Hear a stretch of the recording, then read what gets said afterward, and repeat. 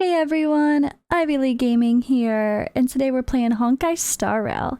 For today's video, we're going to take a look at the next Myriad Celestia trailer, the history of the Xianzhou, 7 Arbiter-Generals. So we're going to have a fun watch of this, kind of analyze it a little bit like last time. Last time we kind of realized like, ooh, did they just kind of tease the next paths? What was that, right?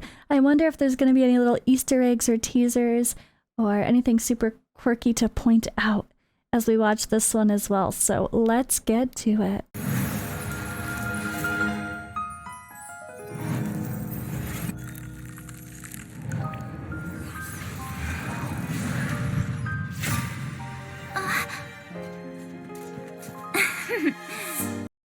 Alright, Myriad Celestia trailer, history of the Xianzhou. Amidst the starry river flows, bowstrings taut, our song it goes. Weapons and war cries in battle meet, the enemy's lines we shall defeat. The path ahead is long and fraught, dangers abound, with no peace sought. Banners and flags obscure the sky, fighting against monsters we seek to survive.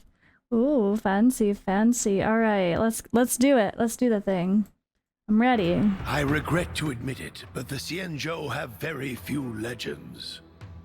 For what room is there to create legends among those who do not die? But there is one distant legend that can still be recounted. The story of the Cloud Knight Generals. It began 8,000 years ago, when the Emperor of an ancient kingdom yearned for both legacy and immortality. He sent our Xianzhou ancestors into the astral seas. And through the boundless stellar reaches sailed, great ships in isolation softly veiled. After voyaging 2,000 years, the ships discovered traces of the divine. The plague's author revealed themselves and offered an immeasurable lifespan. But the blessing was a curse. This tree should look quite familiar for those of you later in the story or have finished the current available story. Those who exceeded their lifespan became the Deathless Doom.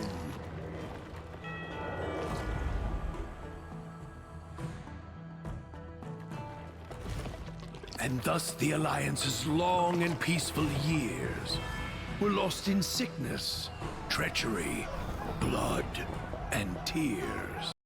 That's what they're talking about where the Mara struck, right? The overcome exactly those creatures there. Super cool. I like it. We're getting the backstory. At the very precipice of the Xianzhou's existence, the Rainbow Arbiter descended and redeemed the crumbling Alliance. Path of the Hunt. 5,000 years, the Alliance voyaged the vast cosmos, purifying the universe under divine mandate. Heading the 6 ships were the vanguards of the hunt, the 7 Arbiter-Generals. Behold at the marshal's side, 6 generals of renown. Fierce and swift is Fei Xiao, the Merlin's claw. Strong and righteous is Hua Yan, the flaming heart.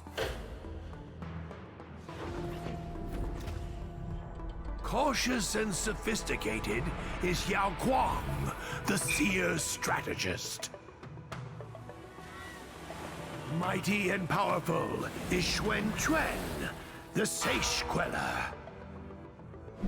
Mysterious and fair is Yao Wu, the patina justice. Wise and brave is Jing Yuan, the divine foresight.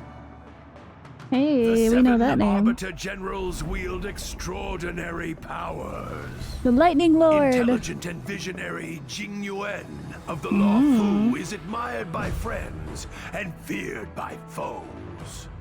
With skillful sleight of hand, the trap was set. The Borsons soon, with crushing loss, were met.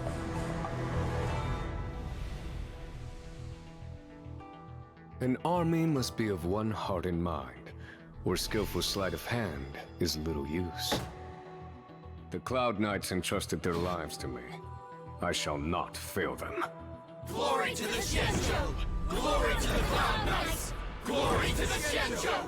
Glory to the Cloud Knights! The hunt is with us!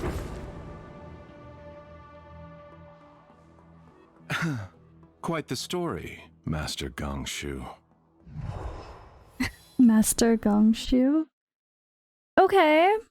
Woo, alright.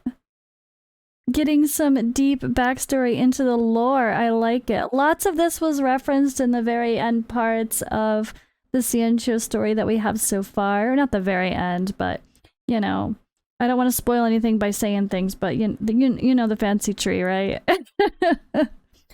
And of course we know that Jing Yuan is going to be on the next banner to come for this round of limited time polls. I'm excited to see him in action a little bit more and have people start to get him. Of course, we still have the Zila banner right now, but he was an interesting character. I can't decide. I'm kind of torn. I don't know if he's gonna be as interesting forever. I feel like he's a good lightning AoE damage dealer, but maybe is that it? Does he have more to him? Or is there gonna be better lightning elemental characters in the future that might replace him, where he might not quite have the utility and such a strong, I don't know, like Sila's so interesting to me, and I still feel like I want to pull her and make sure I get her before I start saving for Jing Yuan, but we'll see.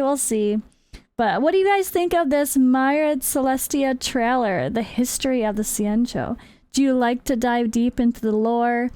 For me, these things are really hard to absorb sometimes. Like, we're getting into a whole big universe that, well, doesn't really exist, right? This universe doesn't exist. They've created something. It's like going back to school and having a history class all over again. Just trying to learn a whole nother civilization's culture and history and their gods or the people that were in power. And it's super, super fun for me to be playing a game with such a deep bit of lore. And again, it makes me interested for Genshin Impact. I'm still more interested in Genshin, even though I haven't started playing it yet fully. I really do think I'll end up playing Genshin sooner rather than later, but I don't know. There's so much going on, and I don't want to give up on Star Rail. It's not like I don't like it, but the story kind of fell flat for me in the Xianzhou, honestly. I didn't really care about I don't even remember what it was called. Whatever, something commission. I don't even remember what it was called.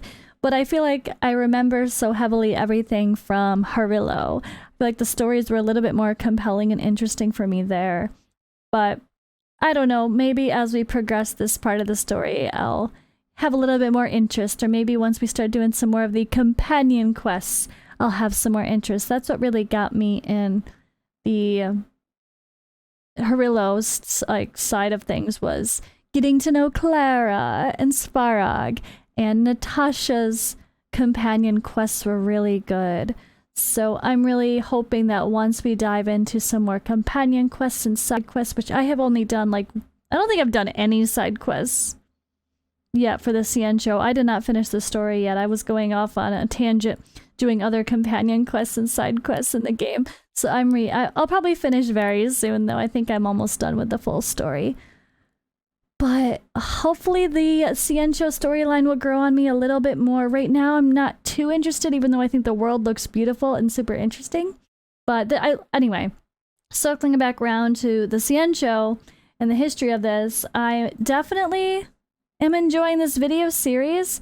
And it's still something I'd say I like to rewatch or watch multiple times because it's complicated, it's interesting. And yeah, let's let's go to history class, guys. Let's learn about some culture for the game that we're falling in love with. Hopefully you guys are still enjoying this as well. But if you haven't already, guys, I did do a video reacting to the Myriad Celestia trailer, the very first one. That one was really cool, so that is up here on the screen right now. Go click that and watch it as well.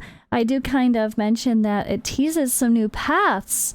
Are they going to be new characters in the game? Are they going to be something that we eventually can become or follow for our Trailblazer?